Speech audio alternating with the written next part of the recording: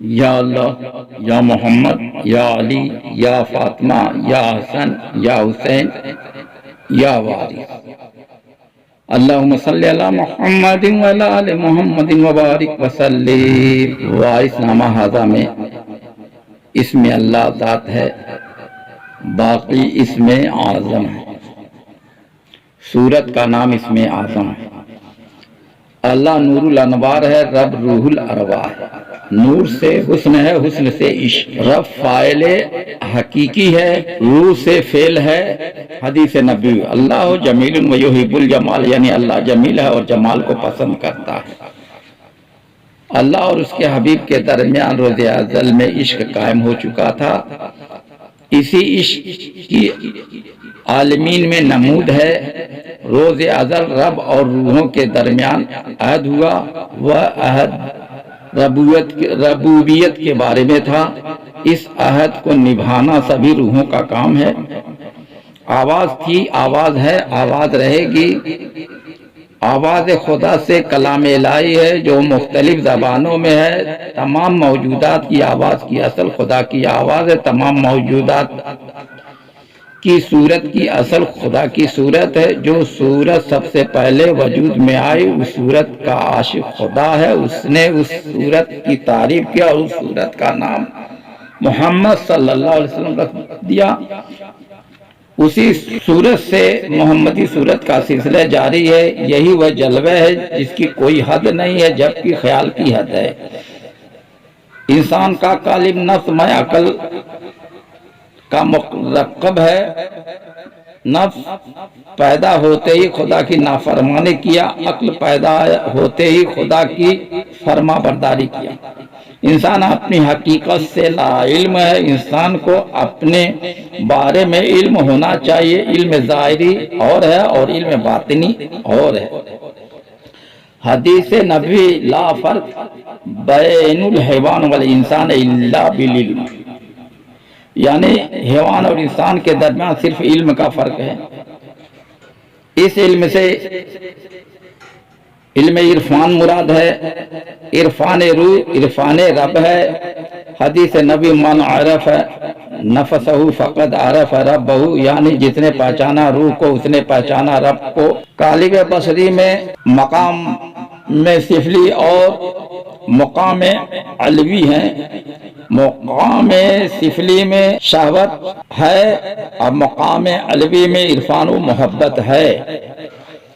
حضور انور نے ایک پنڈت سے فرمایا کہ پنڈت جی، آپ کو تو اپنے یہاں کے علوم پر بہت عبور ہے، یہ تو بتائیے کہ پرہلاد نے جس وقت اپنے عالم ذوق میں برہم یعنی معبود حقیقی کا نام رٹنا شروع کیا، اس وقت اس کا باپ جس کا نام ہرناکش تھا نہایت طیش میں آ گیا اور اپنے لائق ہونہار بیٹے سے کہنے لگا کہ خبردار میرے سامنے رام کا نام نہ لینا ورنہ اس تلوار سے تیرا سر اڑا دوں گا۔ پرہلاد نے جب باپ کی بیجا مخالفت سنی تو اس کو بھی جوش آ گیا اور اس نے حالت بد میں اپنے باپ سے کہا، مجھ میں رام، تجھ میں رام، کھڑک ہم سب میں رام، یعنی مجھ میں تجھ میں تلوار اور ستون سب میں اس خدا واحد کا جلوہ ظاہر ہے۔ اس کے کہتے ہی ستون پھٹ گیا اور برہم کی صورت شیر کے چولے میں نمودار ہوئی جس نے ہرناکش کو پارے پارے کر دیا۔ تو سوال یہ ہے کہ پرہلاد نے مجھ میں تجھ میں کھڑک ہم چاروں چیزوں میں برہم کے جلوے کا ذکر کیا، مگر صورت برہم کی خمس سے یعنی ستون سے ظاہر ہوئی اور باقی تینوں چیزوں میں سے کسی میں ظاہر نہیں ہوئی۔ اس میں ستون کی کیا تخصیص تھی جبکہ وہ سب چیزوں میں موجود تھا؟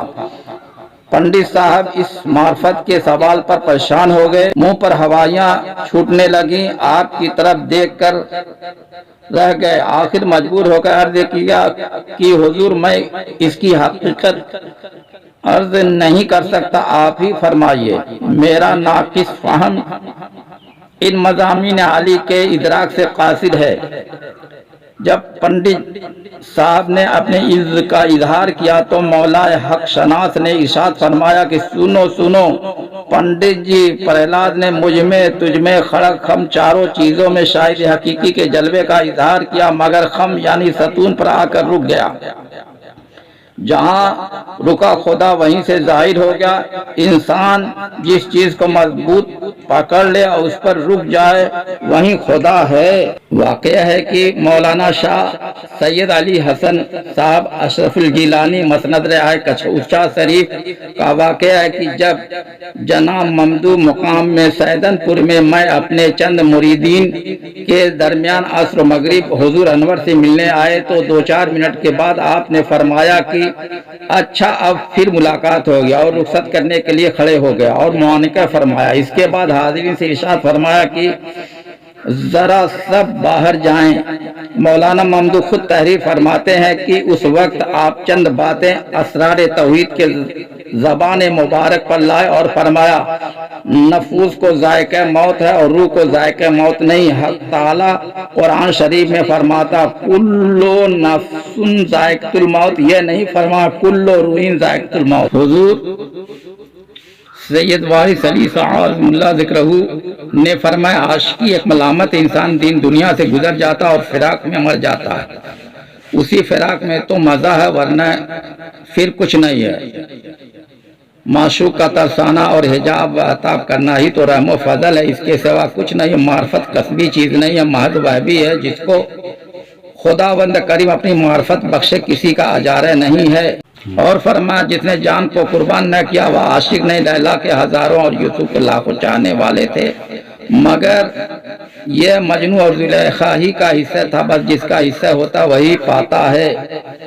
और फरमाया, इल्म और चीज़ है, इश्क और चीज़ है। जहाँ इश्क आ जाए वहाँ इल्म अकल का काम नहीं रहता। इश्क के हकीकी में इंसान। और फरमाया, इश्क में तर्क ही तर्क है, तर्क दुनिया, तर्क उकबा, तर्क मौला, तर्क और अपना फिराक। और फरमाया, मंजिले इश्क में ज़ात सिफात हो जाती है और सिफत ज़ात। और फरमाया, ख्याल में सूरत माशूक नक्श करना चाहिए। जो सूरत नक्श हो गई वही बाद मर्ग भी कायम रहेगी, बल्कि उसी के साथ हशर, उसका हशर होता है।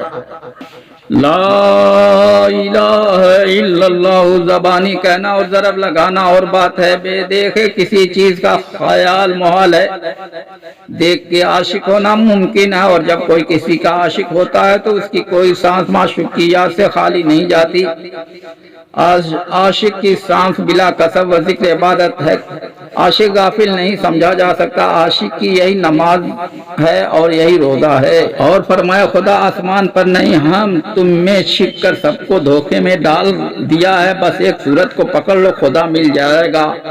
और फरमाया, किताबें पढ़ने से कुछ हासिल नहीं है, तस्दीक और चीज है। और फरमाया, तस्दीक हजारों में एक को होती, हर शख्स का हिस्सा नहीं, फिर इसकी भी कई सूरतें हैं। जबानी जमा खर्च से काम नहीं चलता है, अपने में जो सांस चलती है यही जात, बस तस्दीक मुश्किल। वफी अनफुसकुम अफलातुम, जो इसको समझ गया तस्दीक हो गई। शेख अनायतुल्लाह साहब ताल्लुकेदार सैदपुर ने हुजूर के बहुत कदीम हल्का बगोश हैं, एक रोज अर्ज किया कि हुजूर मुझे कोई वजीफा तालीम हो। हुजूर कुल्लू ने मुस्कुरा कर फरमाया कि शेख जी, जब कोई मुसीबत हो तो हमारी बरज़क का तसव्वुर किया करो। हुजूर अनवर ने तसव्वुर का कायदा भी मुतअद्दिद तरीकों से तालीम फरमाया, मगर अक्सर ज्यादा मुफीद और बहुत आसान तरीका यही इरशाद हुआ है कि पहले तसव्वुर करे, जब सूरत कायम हो जाए तो मैं उस सूरत के दिल सनवरी की जानी मुतवज्जा हो और दिल की आंख से देखे। मौलवी रौनक अली वारसी रज़ाकी पैते पूरी नाकिल हैं कि नक्शबंदिया खानदान के एक दरवेश जिनको मुराकबे में कमाल था, हुजूर कुन्नूर की खिदमत आली में हाजिर हुए। उस वक्त हुजूर अनवर इस्तराहत फरमा रहे थे और कुछ लोग हाजिर खिदमत थे, उनसे मुखातब थे। इन नक्शबंदी बुजुर्ग को मौका मिल गया और एक गोशा में बैठकर उन्होंने मुराकबा शुरू कर दिया, जिनमें वह हुजूर अनवर का कमाल देखना चाहते थे। थोड़ी देर में हुजूर अनवर उठे तो उनको मराकिब देखा। हुजूर अनवर इम्तिहान को पसंद नहीं फरमाते थे, इसलिए उस वक्त जलाल में से चेहरा मुबारक सुर्ख हो गया और उन नक्शबंदी साहब से इरशाद फरमाया, आंखें बंद करके क्या देखते हो? आंख बंद करके देखा तो क्या देखा, आंख खोल कर देखो। आंखों के होते हुए नाबीना हो जाना खुदा की नाशुक्री है। انہوں نے آنکھ کھول دی اور جیسے ہی حضور پر نظر پڑی بےتاب ہو کر قدموں پر گر پڑے۔ خدا جانے انہوں نے کیا دیکھا، زبان سے صرف اتنا کہا کہ میری ساری عمر مراقبہ اور ریاض میں گزر گئی، مگر اس وقت جو حضور کے جلال میں شان رحمت دیکھی وہ کسی میں نہیں پائی، بلکہ آج میری محنت کا ثمرہ ملا ہے۔ نہایت خوشامد سے انہوں نے درخواست کی کہ حضور انور ان کو اپنی بیعت سے سرفراز فرمائیں، لیکن حضور نے منظور نہ فرما اور یہی جواب دیا کہ ہم کسی کے مرید کو چھین لینا پسند نہیں کرتے، اور ان کے پیر و مرشد کی نسبت یگانگت سے فرمایا کہ جب ان کے مرید ہو تو ہمارے مرید ہو۔ فقیری میں سب سلسلے ایک ہیں دوئی نہیں ہے۔ ان واقعات سے ظاہر ہے کہ حضور انور بند آنکھ پر کھلی ہوئی آنکھ کو ترجیح دیتے تھے، اور شغل وغیرہ میں یہ نیا طریقہ حضور انور کی تعلیم میں تھا۔ حضور پرنور ہر ایک بات کی ماہیت اور حقیقت پر نظر رکھتے تھے، اور بھی فیوز تھے جو آپ کی ذات برکات سے جاری تھے۔ یا وارث یا وارث